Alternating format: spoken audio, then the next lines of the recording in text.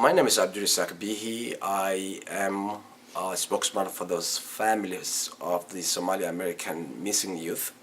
I have been invited to participate. You were invited. I was invited to participate, to be on the panel of the hearing on the radicalization of the youth. The hearing was conducted by Chairman Congressman King, and it was a great opportunity for us, the families who have been trying to get their voices be heard. Now, do you think it was productive and positive? It was the most productive in terms of our issue. We have struggled for 2.5 years to say that we have a problem, that our loved ones were being brainwashed and lured and stolen to be sent to a war that we have nothing to do with. And when we tried to find justice, we have been attacked, discredited, intimidated into silence, and we have never shied away to get our voice to be heard by the American public. And this opportunity, the hearing, was the greatest opportunity for us to be heard.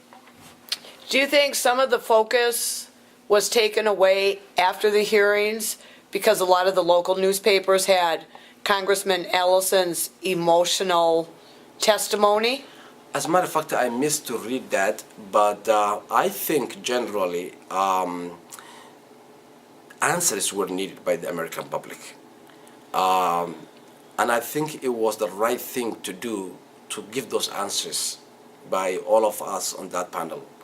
I think that emotions were kind of misleading the American public, because the reason, the whole idea of the hearing, as I believe, was about the American public to know what has happened to their kids.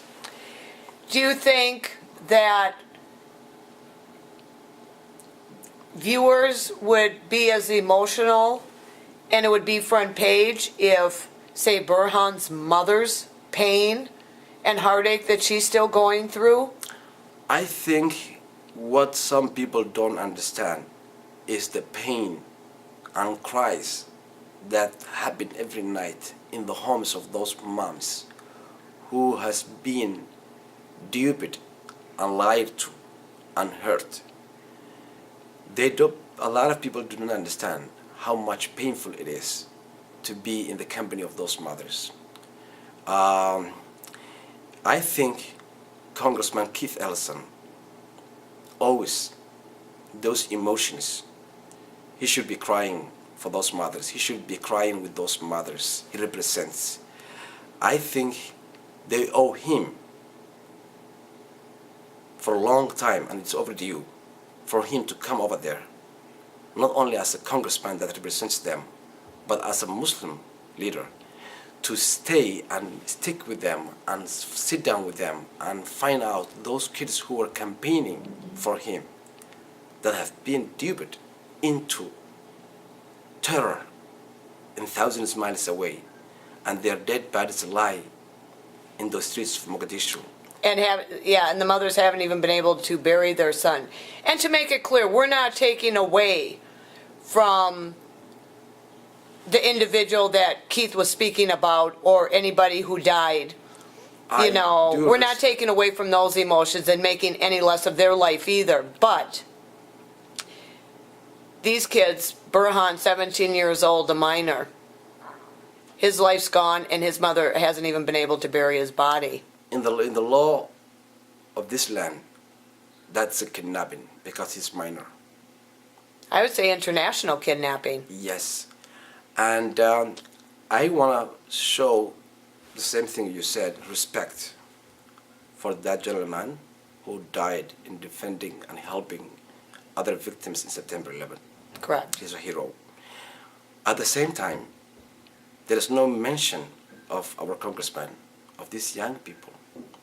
And in the state he represents, in the county he represents, in the district he represents. And I think he would have been a different man had he met one mother of this group and see their pain and emotions, I think he would have been a changed man. And I think that's a lost opportunity. Also, what made the pain of these mothers worse are when they read that our congressman talks to a mean post several months ago, along with another imam, and said there are no missing kids, but this issue is about clan. I think it's disrespectful for the mothers. I think it's also disrespectful for the community that the congressman points us as a fragmented, clan-based community. We are not. We are a very intelligent community. We are very one community with one faith, with one language, with one tradition, and we have also are united by the same challenges. The same challenges we would like him to address, such as immigration, such as the youth problems that are abundant, the unemployment of 85% of the vulnerable youth in our community, the social issues that we deal every day. Those are things that need to be addressed, not when we speak up that we should be called names, that we should be heard more. I don't think we deserve that. I think we deserve better. Do you have any regrets going to Washington? Never. Never. I had an opportunity and to tell the American public and the world what has happened to us and our pain and what the reality is. To tell the story of the mothers of those young men that has been kidnapped, brainwashed, and people do not understand. As a community, Somali American community, we leaders, we owe to our community to eradicate these problems such as the youth recruitment.